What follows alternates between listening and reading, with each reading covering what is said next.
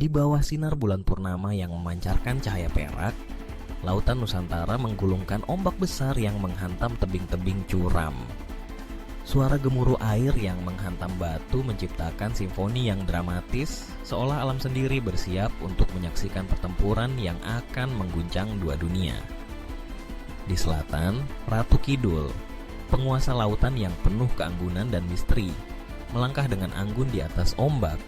Di utara, penguasa laut yang menginginkan tahta, siap menantang dan mengklaim kekuasaan atas lautan yang tak terhingga. Malam ini, di tengah kegelapan yang pekat, dua kekuatan besar bersiap untuk bertarung. Ratu Kidul, dengan jubah hijau zamrud yang berkilauan, muncul dari kedalaman lautan. Cahaya mistis mengelilinginya, menciptakan aura yang menakjubkan. Setiap langkahnya meninggalkan jejak cahaya di permukaan air, seolah ombak pun menghormati kehadirannya. Tatapan tajamnya menembus malam, seolah mampu melihat jauh ke dalam hati musuhnya. Dia adalah penjaga lautan selatan, sosok yang dikenal oleh para pelaut dan nelayan sebagai dewi yang melindungi mereka dari bahaya. Namun, dari arah utara, gelombang laut mulai bergetar dengan kekuatan yang tak terduga. Dari kegelapan, sosok penguasa laut utara muncul, berpakaian biru safir yang memantulkan cahaya bulan. Di tangannya, trisula yang berkilauan siap untuk mengklaim kekuasaan.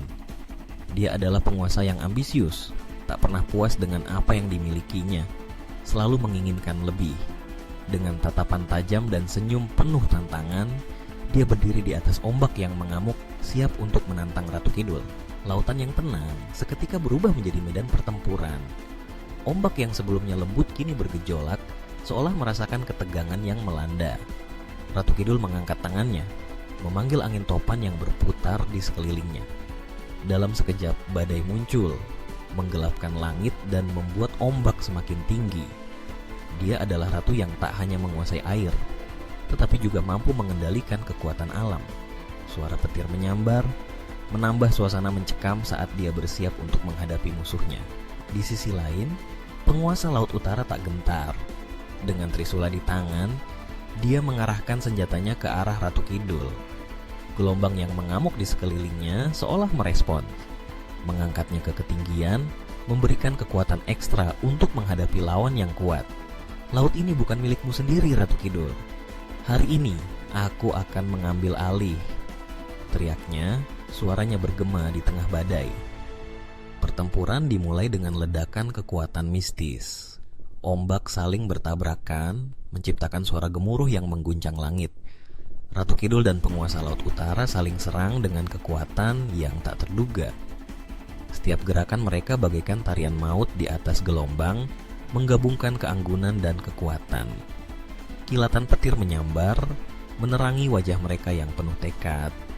Ratu Kidul meluncurkan gelombang besar yang menyapu ke arah penguasa laut utara, tetapi dengan cepat dia membalas dengan trisula yang menghantam air, menciptakan gelombang pembalasan yang menghempaskan Ratu Kidul ke belakang. Pertarungan ini bukan sekadar tentang kekuatan fisik, itu adalah duel antara dua jiwa yang terikat pada lautan. Ratu Kidul melambangkan keanggunan dan perlindungan, sementara penguasa laut utara mewakili ambisi dan kekuasaan. Ombak yang bergejolak menjadi saksi bisu dari pertarungan ini, menyaksikan dua ratu yang berjuang demi takhta yang sama. Setiap serangan, setiap balasan, menciptakan pusaran energi yang menggetarkan lautan, seolah alam pun merasakan ketegangan yang melanda. Seiring pertempuran berlangsung, langit semakin gelap, seolah mengisyaratkan bahwa kekuatan yang lebih besar sedang bermain. Ratu Kidul, dengan segala kekuatannya, memanggil roh-roh laut untuk membantunya. Dari kedalaman, ikan-ikan besar dan makhluk laut lainnya muncul, bersatu untuk melindungi ratu mereka. Di sisi lain, penguasa laut utara tidak tinggal diam.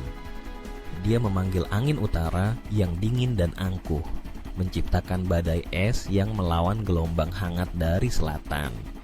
Dua kekuatan bertabrakan, menciptakan badai yang tak tertandingi. Gelombang tinggi melambung, menyapu ke kanan dan kiri.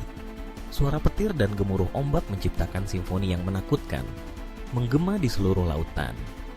Ratu Kidul dan penguasa laut utara bertarung dengan semangat yang tak pernah padam, Masing-masing berusaha untuk membuktikan siapa yang layak menjadi penguasa lautan. Dalam satu momen, keduanya saling berhadapan.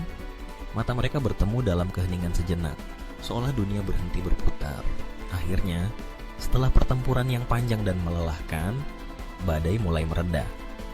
Ombak yang bergejolak perlahan kembali tenang, menyisakan jejak-jejak pertempuran yang mengerikan di permukaan laut.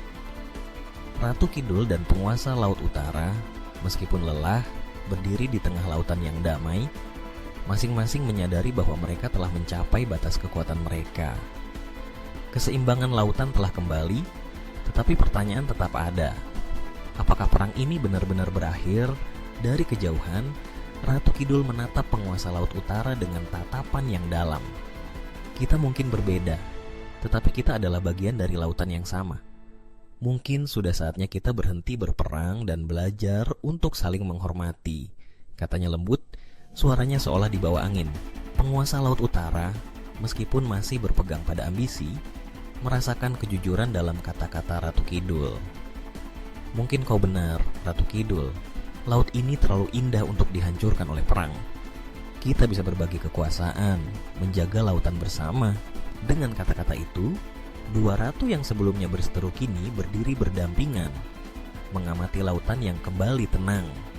Kekuatan mistis mereka bersatu, menciptakan harmoni di antara gelombang dan angin.